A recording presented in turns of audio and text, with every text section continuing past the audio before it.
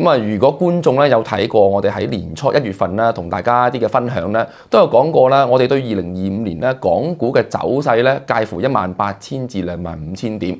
咁啊，港股1月份咧最低咧曾經係18600點徘徊啦。咁啊，暫時到錄影嘅呢一刻咧，港股已經升到去23600點。相信咧鏡頭前嘅觀眾咧，應該大部分咧都有啲斬獲。不過咧喺個風險調配方面咧，今次咧又可以咧請下專家阿 Ken 咧同大家分享下。問題就係，如果個客人喺今年賺咗錢啦，諗住咧將個風險咧降低一級，咁其實應該點樣做好咧 Ken？ 嗱，我哋覺得咧剛才講過啦，今年咧賺錢機會好多嚇，包括 A 股市場、港股都係。不過咧投資時候咧，2025年我覺得有3個策略大家可以諗翻嘅。第一，投資嘅時候咧，可唔可以將個投資嘅平台更加廣泛化咧？即係意味着傳統股票、債券之外，有冇其他嘅板塊？包括乜嘢咧？剛才上次講過嘅，包括黃金升幅相當唔錯嚇。商品方面其中一個機遇啦，去到上集講過嘅，包括可能一啲嘅我哋叫做係房地產啊、基建啊、私募資產等等咧，都係個好嘅投資機遇。加埋近呢2-3年，而家好多人留意緊乜嘢咧？我哋叫做虛擬貨幣，咁另一個機會好。咁所以咧，更加廣泛平台，除咗股債之外咧，既可以減低風險，亦都增加投資嘅機遇。咁第二個策略咧就係叫投資方面呢個策略啦。點樣唔同嘅策略？上集講到咧，包括長短倉嘅策略，即係話咧個市場升嘅時候咧做長倉，有跌嘅機會嘅時候咧做沽空，兩方面都可以賺錢嘅。咁舉個例子啦，譬如舉個例子，你見到嚟講咧喺近今嚟講啦，呢2年間啦，日本開始咧見到近排公布嘅通脹數字咧開始慢慢升溫，去到近年嘅新高。見到日本咧舊年開始慢慢加息，年頭嘅時候1月份咧都由0.25% 咧加到去0.5%，咁相信今年有機會將個息口咧加到1%到1.5%。當然對日元方面有影響啦。咁但係我哋投資咩機遇就咧，當日本係加息嘅時候咧，其實日本嘅政府債券咧係向下跌嘅。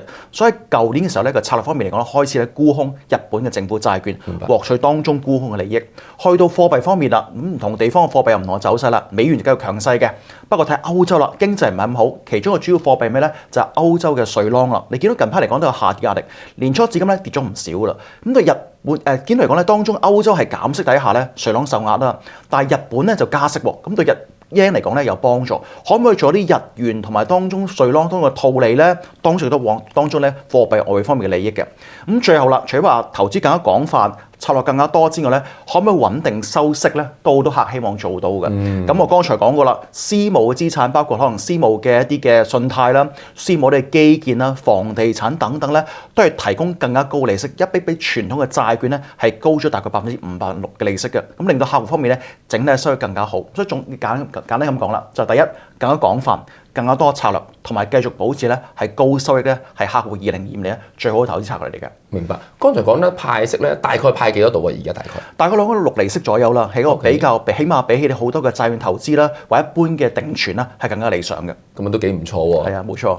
咁啊，剛才你提及到呢一隻係多元資產啦，咁啊有投資股票啦、債券啦、實物啦，甚至乎剛才講商品啦、crypto 啦。策略方面有長短倉啦，其實真係都好包羅萬有。嗱，風險性咧，我相信係屬於係中性嘅風險啦。咁但係如果個客戶或者投資者想將個風險再降低一級，淨係投資啲債券方面嘅。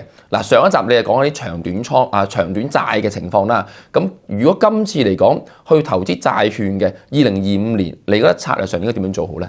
嗱，簡單講咧，普遍大家覺得美元短債咧比較穩陣嘅，但係美元短債點解穩陣啲咧？睇翻當中嘅風險先。嗱，通常投資債券咧有3類風險嘅，一個叫流通性風險，即係簡單講個市場波動嘅時候，我賣唔出咧，咁啊好大嘅影響到個價格方面。短債咧相對嚟講咧係比較少流通性風險。第一，我哋揸到期啦，中間唔需要買賣，所以冇二手市場嘅風險啦，呢個好處嚟嘅。第二嚟講咧就係咧點樣去理解利率方面啦，因為短債當中傳統智慧話我哋聽啦，受到利率方面影響到比較少嘅，中長期債券咧受影響比較大，咁所以咧短債都可以減輕呢方面風險。最後啦，我哋組合裏邊咧揸嘅債券咧，通常嘅平均投資評級咧去到2個 A 加嘅，咁相當高評級，減低咗無謂嘅一啲嘅信貸風險。擔心可能市場方面逆轉睇咧，一啲質素唔係好嘅債券咧，會增加個違約情況。咁短債高質素債券咧，就避免呢方面嘅一個風險喺裏邊嘅。咁再加埋啦，其實咧利率方面嚟講，個走勢咧都不斷轉變嘅。個孳息曲線嚟講咧，短期你見到長債咧加息底下咧個息口上升底下咧，有少少波動喺裏邊嘅。咁所以我睇到投資機會。所以策略方面，可唔可以喺唔同嘅債，我哋叫唔同年期債券咧，做個套利咧，我哋都可以做個動作。譬如長債咧，我短期嚟講覺得佢跌得太多啦，個價格，我哋去到增持翻少少；短債咧，我哋減持翻少少。但係整體個組合裏邊咧，個存續期咧維持1到2年間。當中係減低剛才講嘅信貸風險啦、利率風險啦，同埋流通性風險嘅。咁再加埋美元短債咧，其實發債美元債咧就唔係淨係美國嘅，包括歐洲啦、日本啦，其實性市場咧都會發美元債嘅。咁當中既可以攞到當中投資機遇，亦都係捕捉到當中咧，其實有啲估值咧比較低底下咧，亦都係買到當地嘅債券嘅。咁最後啦，我哋講到就話喺唔同嘅市場短債之外咧，其實整個債券方面市場睇翻一個波動性方面咧，其實喺過去幾年間好多人集中係買啲貨幣基金嚇，因為個波動性比較低。但係睇翻咧，其實近排由於咧個短債咧嘅息口維持高企，因為美國擔心通脹會再升溫啦，可能美國短期嚟講聯儲局都唔會再減息咧，唯一係4.5厘度，都比過去10年平均高嘅。咁但係你見到開始貨幣基金方面相關個利息咧就開始下跌翻啦。舊年第四季咧，其實貨幣基金個息率咧已經比咧短債低嘅啦。咁一方面希望享受一個比較高派息、比較高即係講息口啦，有4.5厘啦。